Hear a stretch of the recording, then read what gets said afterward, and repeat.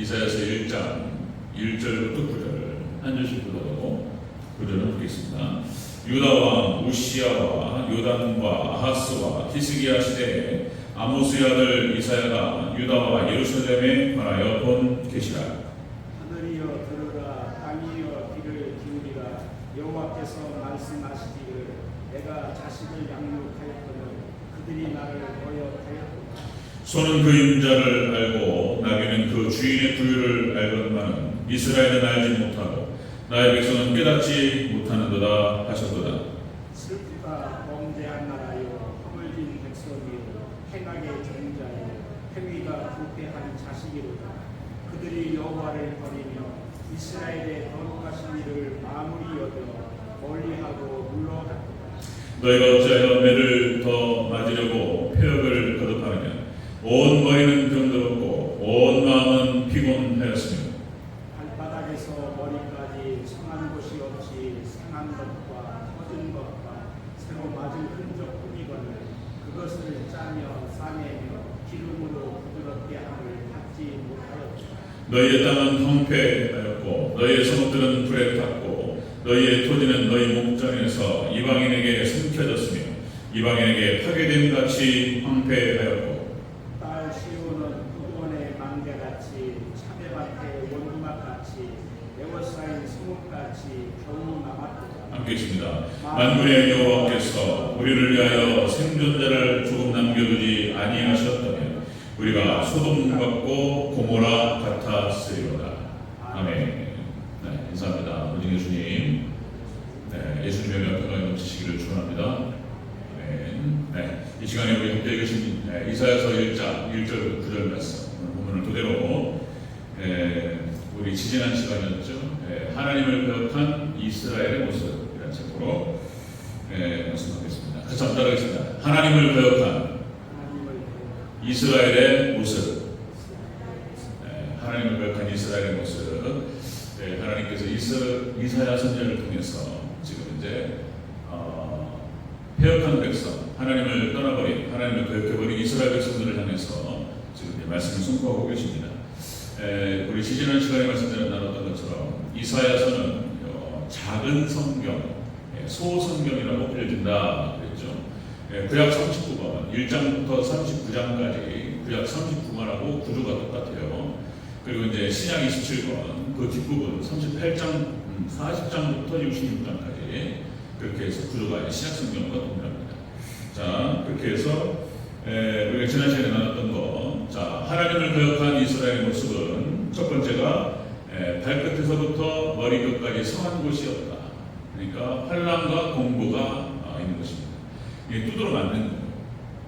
하나님을 떠나고 하나님을 거역한 백성들 하나님께서 형벌하시고 하나님 심판하시고, 그래서 환난이 있고 환난은 맞는 걸 말하는 것이고 두들겨 맞고 권고는 그 환난에 대한 결과다 이런 말씀드렸죠. 그래서 이제 환난과 공고가 따르는 것입니다. 자, 하나님을 거역한 이스라엘은 두 번째로 땅이 메마르게 된다. 땅이 그래서 사막화됩니다. 심령이 메마르고 모든 게 말라버려요. 그다음에 세 번째 하나님을 거역한 이스라엘은 성읍과 보초가 불에 타게 됩니다. 이것은 이사야가 지금 전체 그림을 알고 하는 말이 아니에요.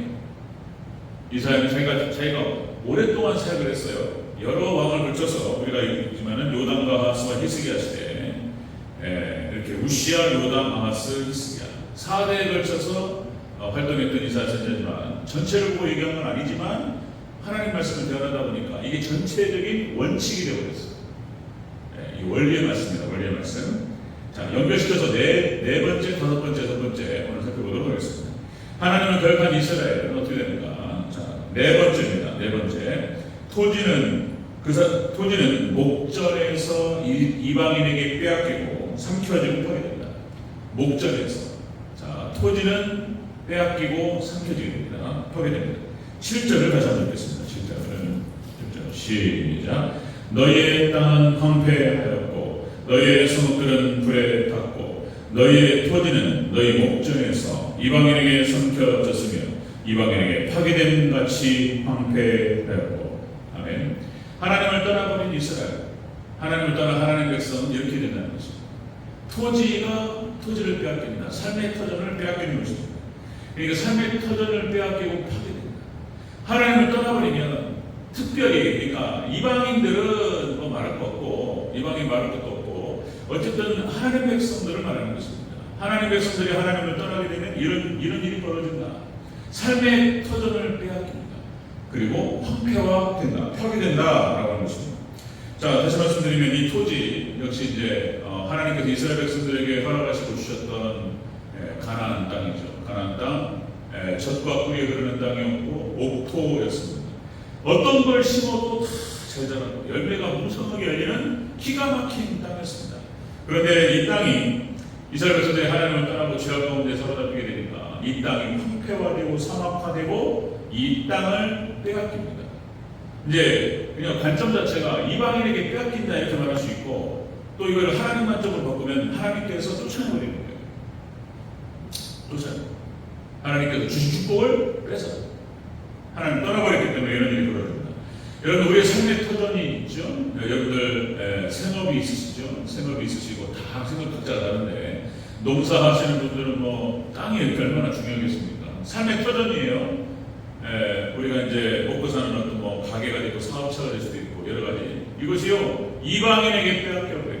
이방인에게 빼앗기고 자 토지가 빼앗긴다는 거 우리도 여러분들 우리 한국 땅이 많은 그런 어떤 900번이 넘은 1000번에 가까운 이방인의 침략을 받았죠.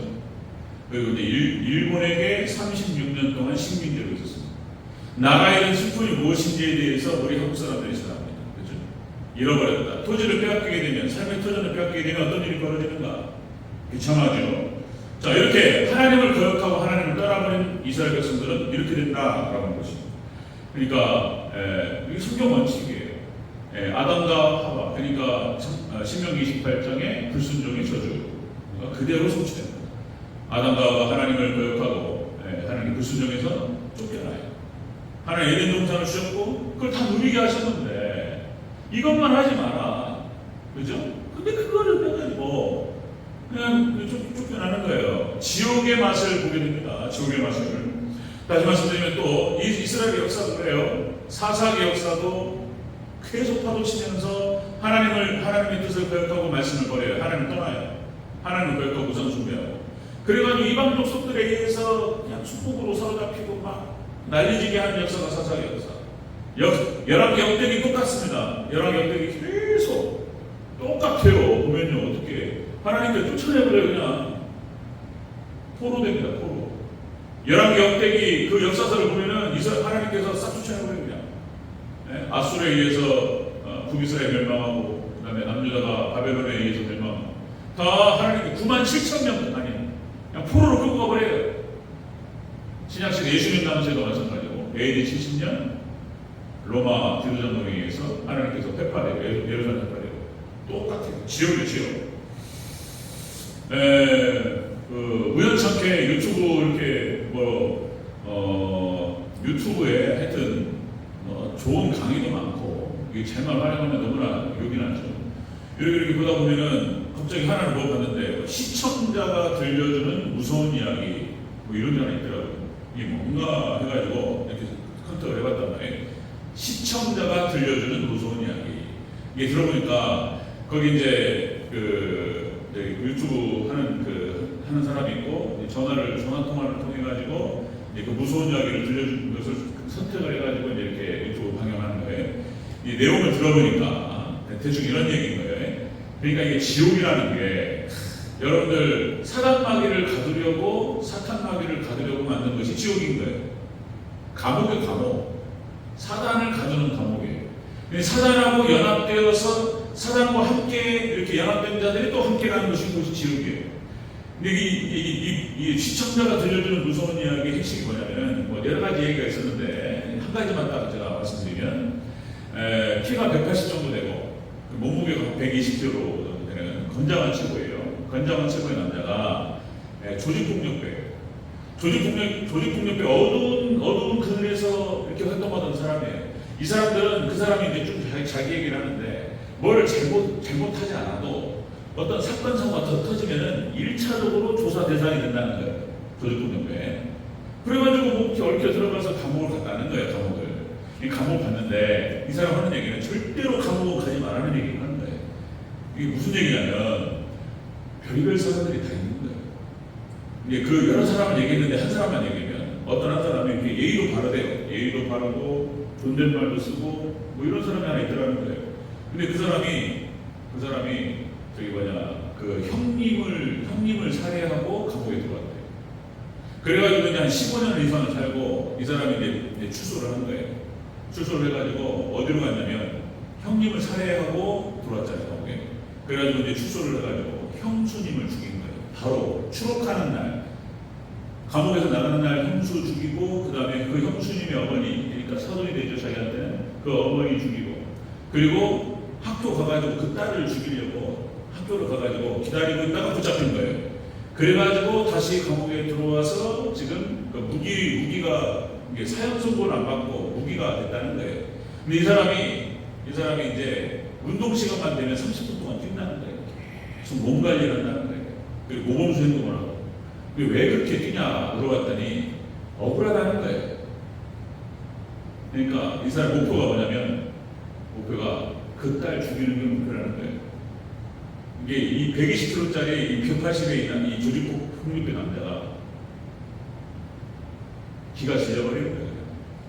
감옥에 가니까 막 흉악한 범죄자들도 없는 거예요.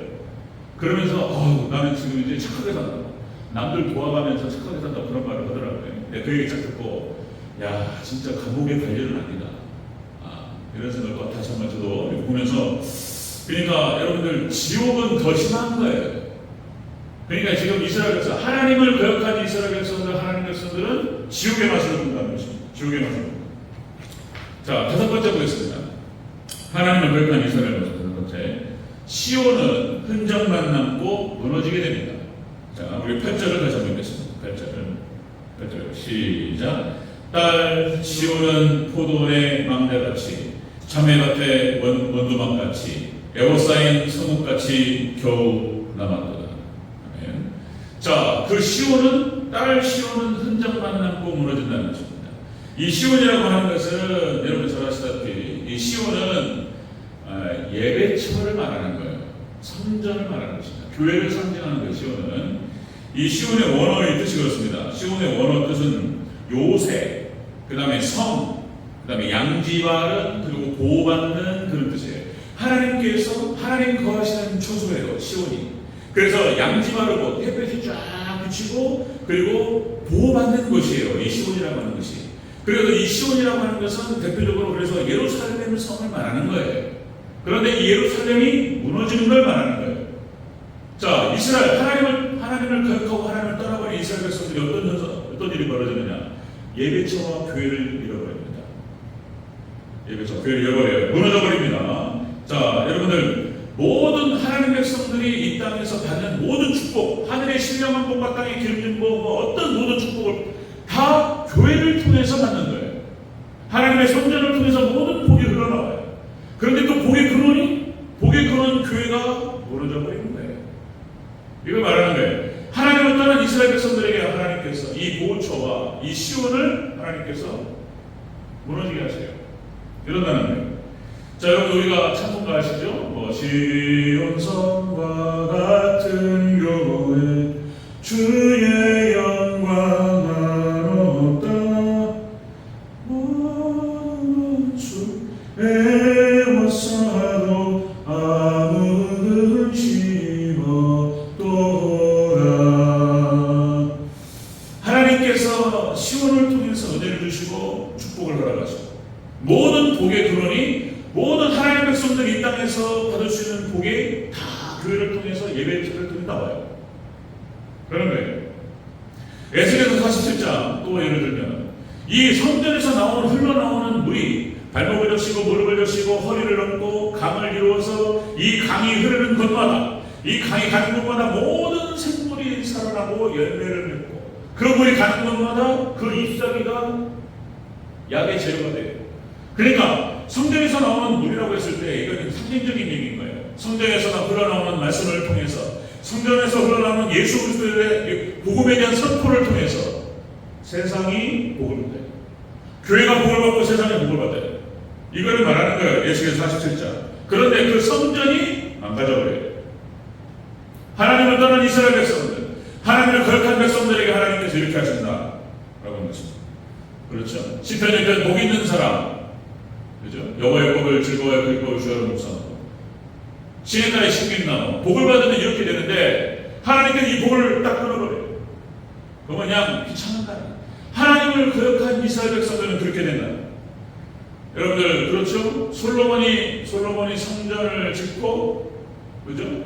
하나님의 나라를 다스릴 수 있는 지혜를 구했어요. 그것이 하나님 마음에 급족했고 하나님께 기뻐하셨어요. 그래서 솔로몬이 전무후무한 복을 받습니다.